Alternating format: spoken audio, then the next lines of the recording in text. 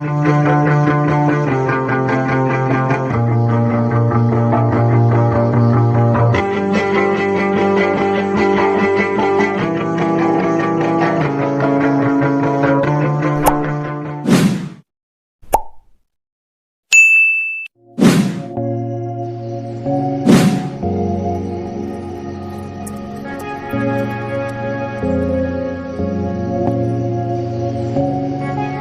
punta naman tayo sa overlay. Wala ninyo makikita. Ito, download ko tong mga overlays na to sa mismong store ng Kinemaster kasi naka-premium ka naman. So, itong mga to is premium and free na. So, lubos-lubusin mo na din. Tingnan ko lang ha kung ayun, parang ganun. Tingnan natin na. Actually, ngayon lang din akong gumamit nito eh. Kasi may mga overlays ako na dinownload sa YouTube eh, na madalas ginagamit ko sa chroma key. Yes.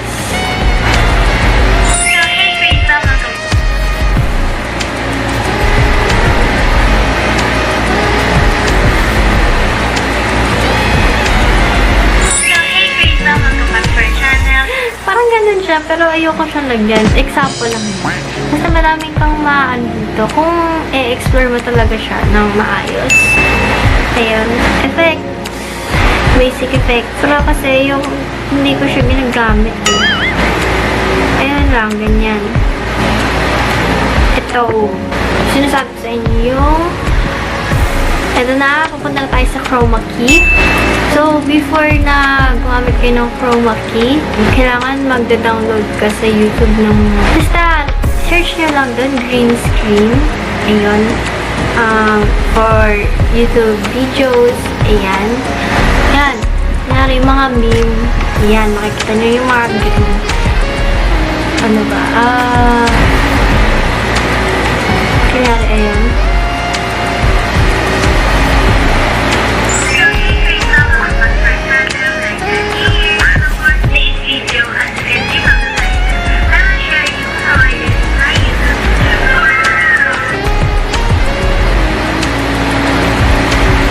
Dito ilagay. And ang ginagawa ko ay na-adjust ko siya kung anong gusto kong size. Ayan. And then sinasabi ko chroma key. And enable nyo lang siya. And pakikita dito yung ayan, mawawala yung kulay green na background kasi dito sa key color. Yung kung ano yung kulay ng background, kunyari kulay black. Tapos ayun, i-key color mo yun, tapos gawin mong black, ayun. Kasi kapag chroma key, naka-ano siya, it's auto green kasi yun talaga yung pinaka-ano eh. Pero pwede nyo naman ibahin yun kapag white yung nakuha nyo or yung black. Pero for me, talaga kailangan green para hindi ka na mahirapan kasi yun yung pinaka-maayos tingnan na layer. Yan, yung detail curve, pero hindi ko na ginagalaw yan. Kasi okay naman sa akin.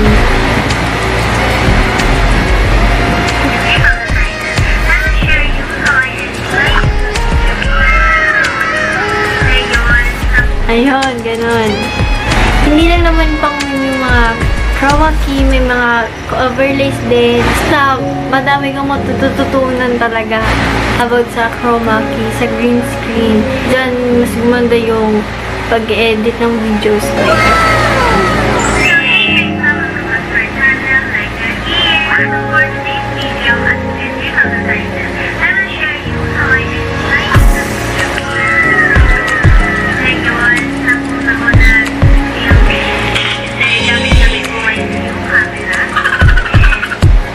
And about dito pala, yan, para hindi ka na mahirapan mag-usog-usog ng mga layers dyan. May option na sila dyan na pwede mo itaas yung or ilawak yung screen for adjusting the clips, the layers. Ayan. Pwede mong i-move yan. Minsan ka komportable. Ayan. Ayan. Ito yung sabi sa inyo na pwede kayo explore. Yan, papakita ko sa inyo kung totoo ba talagang premium account natin. Kunyari, ang iaano natin, ano mo maganda. Yan, the price effect. Ito, naka-premium yan. Nakita nyo.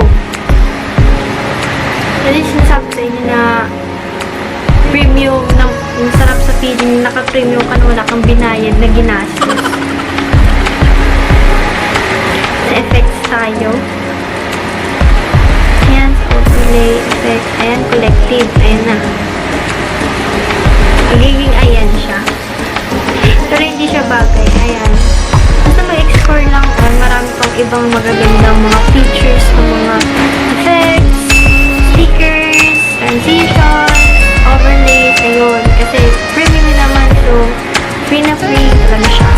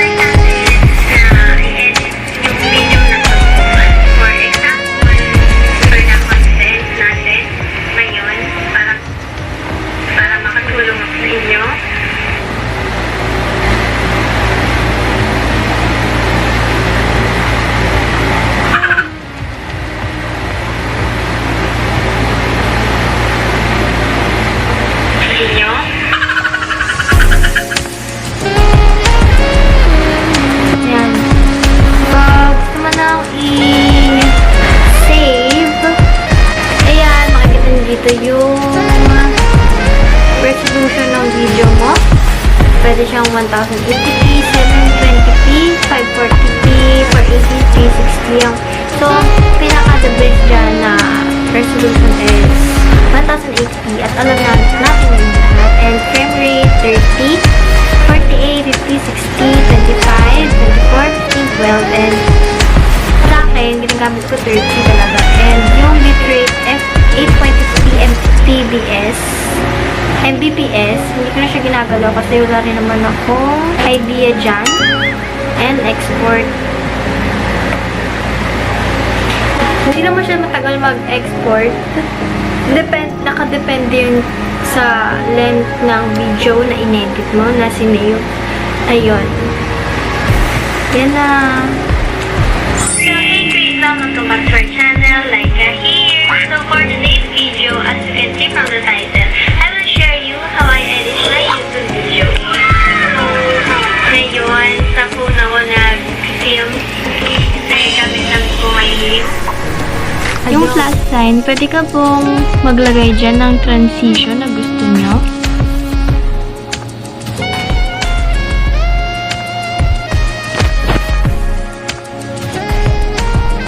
Ayan. And ito yung timing niyan. Duration, kumbaga. And isasakto nyo lang my YouTube video. So, ayan po. Ayan, parang ganon. Record ako. May reverse din na option. Kumbaga, magre-reverse yung video.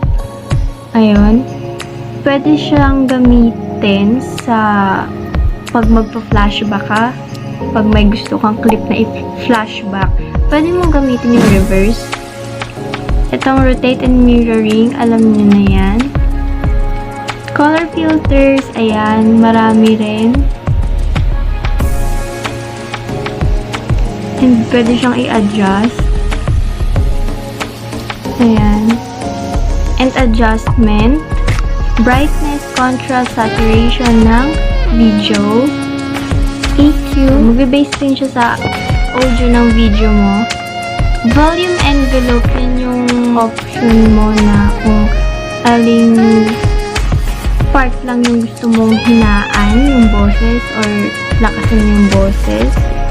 Yan, nakikita nyo naka-low. Ibig sabihin, hihina yung audio ng video mo.